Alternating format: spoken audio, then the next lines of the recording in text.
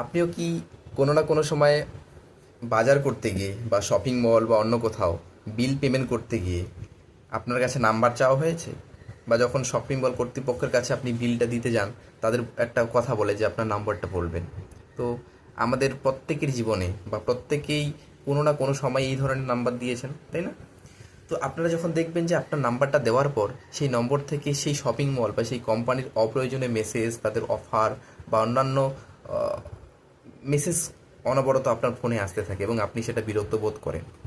এমনকি দেখা যেতে পারে, অনেক সময় দেখা যায় যে এই শপিং মল কর্তৃপক্ষ আপনার সেই নম্বরটিকে অন্যভাবে তারা ইউজ করতে পারে, অন্য কোনো কোম্পানির কাছে সেটা হয়তো তারা বিক্রি করে দিতে পারে। অস্বাভাবিক কিছু নয়, তাই না? তো ভারত সরকারের কিন্তু নির্দিষ্ট আইন রয়েছে যে শপিং মল কর্তৃপক্ষ জোর করে বা কাস্টমারের ইচ্ছা না থাকা সত্ত্বেও তাদের নম্বরটা নিতে পারে না।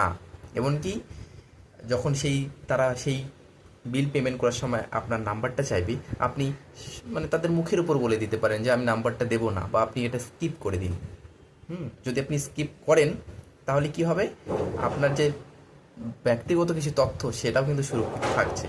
তো এই নয় যে আপনি স্কিপ করবেন যেন আপনাকে সেই পণ্যটা দেবে না, এরকম বিষয়টা নয়। তো অনেকেই কিন্তু এই বিষয়টা জানেন না। হুম না জানার ফলে তারা নির্দ্বিধায় তাদের নম্বরটা দিয়ে দেন এবং পরবর্তীকালে দেখা যায় তাদের মোবাইলে অনবরত এই ধরনের অপ্রয়োজনীয় মেসেজ, অফার এগুলো আসতে থাকে। তো এই তথ্যটা সবাইকে শেয়ার করে জানিয়ে দিন। ধন্যবাদ।